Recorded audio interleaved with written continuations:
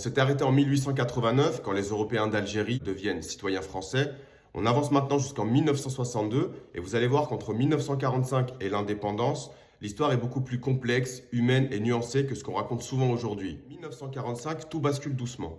Après la Seconde Guerre mondiale, le monde entier change, les mouvements anticoloniaux montent et l'ONU pousse à la décolonisation. Les États-Unis, nouveaux leaders, mettent la pression sur les anciennes puissances coloniales. En Algérie, un événement marque un tournant. Le 8 mai 1945, à Sétif, Guelma et Kerata, la répression est massive. Et une nouvelle génération grandit en se disant « les réformes, ça ne suffira pas ».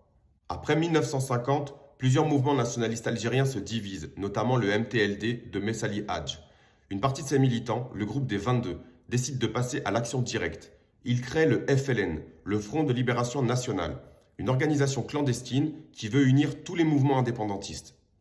Le 1er novembre 1954, c'est la Toussaint Rouge. Le FLN, Front de Libération Nationale, lance la lutte armée pour l'indépendance.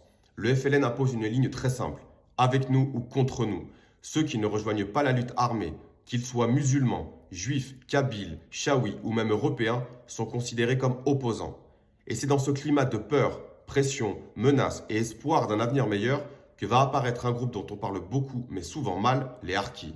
Harkis, ce ne sont pas des traîtres, ce ne sont pas un bloc ni une idéologie. Ce sont des paysans, des anciens soldats de la guerre 39-45, des jeunes qui défendent leur village, des familles prises entre deux feux. Beaucoup ne veulent pas entrer dans la guerre, ont peur du FLN, de ses sanctions, ou même des représailles dans leur propre région.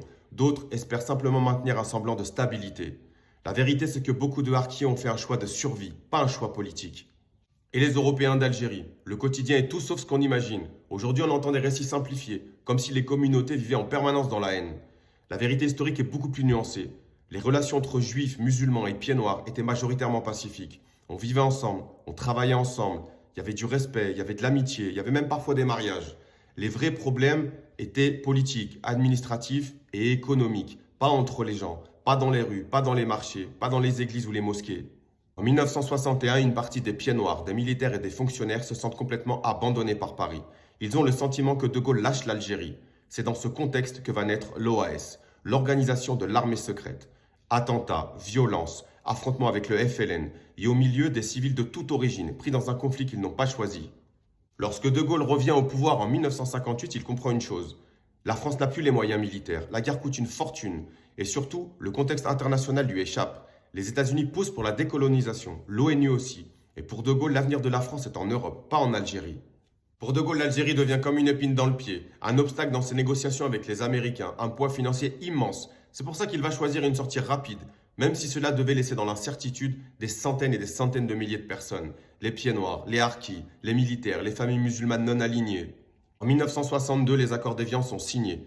De Gaulle reconnaît le FLN comme seul interlocuteur. Un référendum est organisé et l'Algérie devient indépendante. Mais derrière cette décision, des centaines de milliers de personnes sont abandonnées à leur sort. Les pieds noirs, les harkis et même des Algériens qui ne voulaient ni du FLN ni de la guerre. C'est le début d'un exode massif, d'une tragédie humaine dont on parle encore trop peu.